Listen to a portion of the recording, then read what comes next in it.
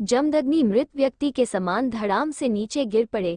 रेणुका देवी अपने पति के शरीर पर पछाड़ खाकर रोने लगी।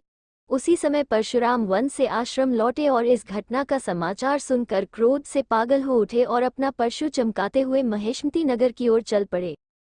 इसी बीच महर्षि भृगु घूमते हुए जमदग्नि के आश्रम में आए। उन्होंने रेणुका देवी को दिलासा दिलाया और योग बल से मरते हुए जमदग्नि ऋषि को फिर से जीवित कर दिया। उधर महेशमती नगर में सैनिक धेनु को निर्दयतापूर्वक पीट रहे थे, क्योंकि उनकी इच्छा के अनुसार अब वो वस्तुएं नहीं दे रही थी। तभी प्रलय लाने वाले रुद्र के समान परशुराम वहां पहुंच गए। सैनिक भय से तितर बितर हो गए। धेनु की पीठ पर हाथ रखकर उन्होंने उसे प्यार किया और निर्भय होकर आश्रम में लौट जाने को कहा। धेनु आश्रम की ओर भाग पड़ी। इसके बाद परशुराम राजा के महल के पास पहुंचकर उसे ललकारने लगे। कार्तवीर्य ने पहले समझा कि परशुराम कोई साधारण मुनिकुमार होगा, किंतु जब उनकी वीरता के बारे में मालूम हुआ तो वो अपने हजारों हाथों से परशुराम पर टूट पड़ा। परशुराम ने कार्तवीर्य अर्जुन के सारे अस्त्र शस्त्र खंडित कर दिए। उसके 1000 हाथों को शाखाओं की तरह काट डाला। कार्तवीर्य बेजान धड़ के समान पृथ्वी पर गिर पड़ा। उस समय उसे स्मरण हुआ कि वह तो चक्र पुरुष है और शापवश उसने ये जन्म धारण किया है। परशुराम को विष्णु का रूप मानकर मन ही मन उन्हें प्रणाम किया और सुदर्शन चक्र में विलीन हो गया। परशुराम अब अपने आश्रम में लौट आए तथा पिता को जीवित पाकर उन्हें कार्तवीर्य की मृत्यु का समाचार सुनाया। ये सुनकर उनके पिता जमदग्नि ऋषि बोले, तुमने जो काम किया है वो मानवों के लिए उचित नहीं है। इसके प्रायश्चित के रूप में तुम्हें तप करना होगा। पिताजी, राजा जब अपने कर्तव्य को भूलकर पाप करने लगता है तब उसे दंड देने का अधिकार सबको है। मैं तपस्या आपका आदेश समझकर करूंगा, प्रायश्चित के रूप में नहीं। ये कहकर परशुराम तपस्या करने चले गए। इधर कार्तवीर्य के 1000 पुत्र हेहय क्षत्रियों को संगठित करके जमदग्नि ऋषि के आश्रम पर टूट पड़े। उस समय जमदग्नि समाधि में लीन थे। सैनिकों ने ऋषि का सिर काटकर दूर फेंक दिया। रेणुका देवी ने पहले रक्षा के लिए परशुराम को 21 बार पुकारा और फिर छाती पीटती हुई अपने पति के धड़ पर गिरकर बिलख बिलख कर रोने लगी। जमदग्नि का सिर लुढ़कते लुढ़कते कुछ दूर जाकर 2 शिलाओं के बीच अटक गया। क्षत्रियों ने आश्रम में आग भी लगा दी। आग की इन लपटों में रेणुका देवी अपने पति के धड़ के साथ जलकर भस्म हो गई। उधर परशुराम जंगल में तप कर रहे थे। अचानक उनके कानों में अपनी माता की पुकार 21 बार गूंज उठी। इसे अशुभ संकेत समझ वे एक ही छलांग में आश्रम को लौट आए। उस समय आश्रम धू धू कर जल रहा था। उनके माता पिता भस्म हो चुके थे। है क्षत्रिय आश्रमवासियों तथा ग्रामीणों को क्रूरतापूर्वक लूट मार रहे थे।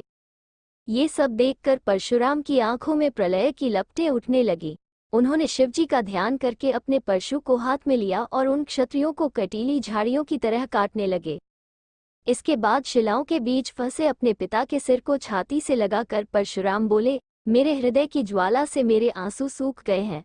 मैं क्षत्रियों के रक्त से आपका तर्पण करूंगा और उनके रक्त में आपका सिर डुबोकर आपकी अंत्येष्टि क्रिया करूंगा। ऐसा कहकर परशुराम एक ऊंची शिला पर चढ़ गए और उन्होंने परशु को ऊपर उठाकर गरजते हुए 21 बार प्रतिज्ञा की, मैं इस परशु से पृथ्वी पर के सभी क्षत्रियों का अंत कर डालूंगा। उनकी भयंकर ध्वनि से दिशाएं गूंज उठीं। उनकी इस भीषण प्रतिज्ञा को सुनकर ब्रह्मा तथा सभी ऋषि महर्षि वहां पर आ गए और परशुराम को शांत हो जाने का उपदेश दिया। महर्षि भृगु ने कहा, बेटा, भगवान स्वयं दुष्टों को दंड देंगे और साधु संतों की रक्षा करेंगे। हम ऋषि मुनियों को ये शोभा नहीं देता। इस पर परशुराम बोले, जब मनुष्य अपना कर्तव्य भूलकर दूसरों पर अत्याचार करने लगता है और जब उसका दुराचार अंतिम सीमा पर पहुंच जाता है, तब हम लोगों में से ही किसी में भगवान प्रकट होते हैं और पापियों को सजा देते हैं। आप मेरे पितामह हैं, समझ लीजिए कि मैं भी एक ऐसा ही व्यक्ति हूँ। यूँ कहकर परशुराम हिमालय की कैलाश चोटी पर तपस्या करने चले गए। शिवजी तपस्या से प्रसन्न हो प्रकट हुए। इस पर परशुराम बोले, शिवजी की आज्ञा के बिना चींटी तक नहीं काटती। आप तो लय पुरुष हैं, सब कुछ जानते हैं, इसलिए आपको कुछ कहने की आवश्यकता नहीं है। आप मेरी प्रतिज्ञा जानते हैं, कृपया उसे पूर्ण करने के लिए आवश्यक बल प्रदान कीजिए। शिवजी परशुराम को अनेक अस्त्र शस्त्र के साथ एक दिव्यास्त्र देते हुए बोले, ये तुम्हारे नाम पर संसार में भार्गवास्त्र के नाम से प्रसिद्ध होगा। तुम विशेष कारण से मानव देह में जन्म लेने वाले अवतार पुरुष हो। जाओ, तुम्हारे कार्य में कोई बाधा नहीं आएगी। इसके बाद परशुराम गोलोक में कृष्ण के रूप में रहने वाले विष्णु के पास गए। कृष्ण ने उन्हें कृष्ण कवच के साथ अपनी शक्ति भरकर एक दिव्य धनुष भी दिया और कहा कि रामावतार में ये धनुष तुमसे वापस ले लूंगा। इस प्रकार देवताओं से दिव्यास्त्र लेकर परशुराम ने क्षत्रियों का संहार करना शुरू कर दिया। राजाओं के दुशासन और अत्याचार से पीड़ित प्रजा ने परशुराम का साथ दिया। कार्तवीर्य के पुत्र तथा सभी है वंश के क्षत्रिय नगर छोड़कर भाग गए। परशुराम ने आग्नेयास्त्र से महेशमती नगर को जला दिया। 21 दिनों तक वहां से आग की लपटें उठती रहीं। है राजाओं की राजधानी जलकर राख हो गई। कार्तवीर्य के 1000 बेटों ने तथा अन्य है क्षत्रियों ने देश के सभी राजाओं का संगठन कर परशुराम का सामना किया, किंतु परशुराम ने बलि के पशुओं के समान सबके सिर उड़ा दिए। फिर उनके रक्त से 5 कुंडों को भरकर उनमें अपने पिता जमदग्नि के सिर को नहलाया। इस प्रकार परशुराम ने पिता का तर्पण कर उनका अग्नि संस्कार पूरा किया। जहाँ परशुराम ने रक्त के 5 कुंड बनाए थे, उस स्थान का नाम शमंत पंचक था। बाद में वही स्थान कुरुक्षेत्र के रूप में प्रसिद्ध हुआ। पिता का श्राद्ध करने के बाद परशुराम पुनः क्षत्रियों का संहार करने निकल पड़े। ढूंढ ढूंढ कर जहाँ भी वे मिले सबको मार डाला। क्षत्रिय माताओं ने अपने शिशुओं को ब्राह्मणों के घरों में छिपा दिया और आत्मरक्षा के लिए स्वयं भी ब्राह्मणियों का वेश धारण कर लिया। ब्राह्मण परिवारों की शरण में रखे गए क्षत्रियों ने बड़े होकर फिर से अपने राज्यों का विस्तार किया, किंतु परशुराम ने फिर सारे देश में ढूंढ ढूंढ कर उन्हें मार डाला। इस प्रकार उन्होंने 21 बार क्षत्रियों को निर्मूल कर दिया और अंत में प्रतिज्ञा पूरी कर अपने अधीन की सारी धरती कश्यप को दान में दे दी। फिर स्वयं दक्षिण समुद्र में स्थित महेंद्र पर्वत पर तपस्या करने चले गए। जिन क्षत्रिय बालकों को ब्राह्मण परिवारों तथा आश्रमों में छिपा दिया गया था, कश्यप ने परशुराम से प्राप्त भूमि उनमें फिर से बांट दी। इस प्रकार क्षत्रियों के राज्य पुनः स्थापित हो गए। राजा इक्ष्वाकु के वंश में राजा रघु उत्पन्न हुए। राजा रघु इतने प्रतापी और यशस्वी हुए कि इनके नाम पर ही इनका वंश विख्यात हो गया। इसी रघुवंश में बहुत समय बाद विष्णु ने राजा दशरथ के सबसे बड़े पुत्र राम के रूप में अवतार लिया। उन्होंने मनुष्य के सामने आदर्श जीवन का उदाहरण रखा और मनुष्य के विकास के मार्ग में रोड़ा अटकाने वाले असुरों का वध करके आदर्श राम राज्य की स्थापना की। हिरण्यकश्यप और हिरण्याक्ष को विष्णु ने नरसिंह अवतार के रूप में मार दिया था।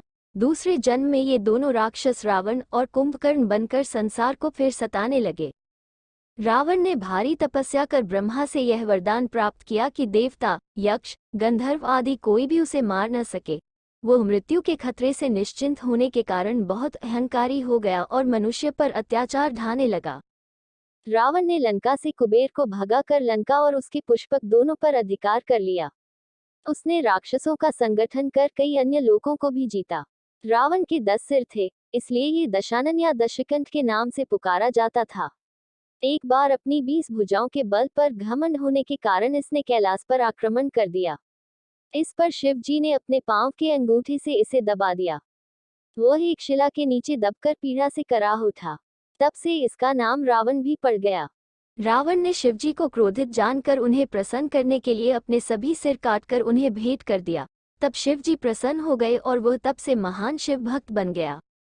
रावण जितना वीर और पराक्रमी था, उतना ही वह दुष्ट भी था। नारियों का अपहरण कर उन्हें बंदी बनाना उसका नियम सा हो गया था। इस पाप के कारण उसे यह शाप मिला कि यदि वह किसी पर नारी के साथ बलात्कार करेगा तो उसके 10 सिर फटकर टुकड़े टुकड़े हो जाएंगे। मई की पुत्री मंदोदरी रावण की पत्नी थी।